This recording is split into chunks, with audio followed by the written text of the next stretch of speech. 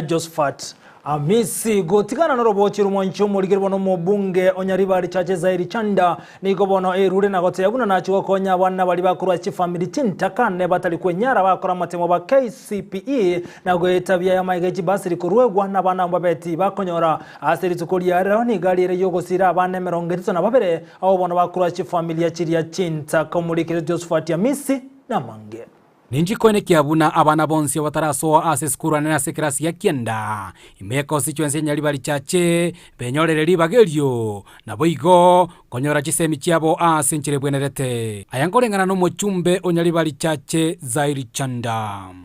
As you are aware, we have students who did not manage to get the bursaries because of late applications, and some of them come from very vulnerable background.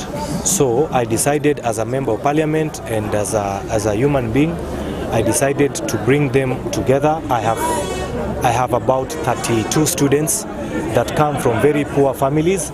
I have decided as an individual to fully fund their school fees for the next 4 years until they clear school. Zaheer Jhanda boigo nigatebire abana abwe 32 elinde kwira na se chiskuru nigo banyaleko babakwegwa bokonyi kolengana ne foundation ya Zaheer Jhanda kolende talia kurwa aseke gancha kiria gichibasari.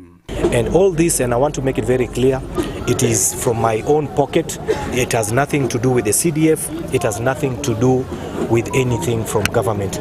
It is just me as an individual. I've decided to sponsor the 32 students to go to school immediately from tomorrow, and I will be the father of the students. Igoria Junior Secondary School, Zaheer Jhanda, nigo abate engwane yogokwana. We had a meeting this morning. We are still deliberating on what is the best approach to do. We also I personally had a meeting with the Minister for Education about a week ago, and I cannot say much on that because we are still in the process to agree on what is best for the JCC. Boigo omochumbe oyo nyaribari chache Zaheer Jhanda nigagikeirie anena mandamano ayagendere ko bakwaliganirwa amaneke ombekeria giazimio. We will not agree to be threatened by protests or mass protests.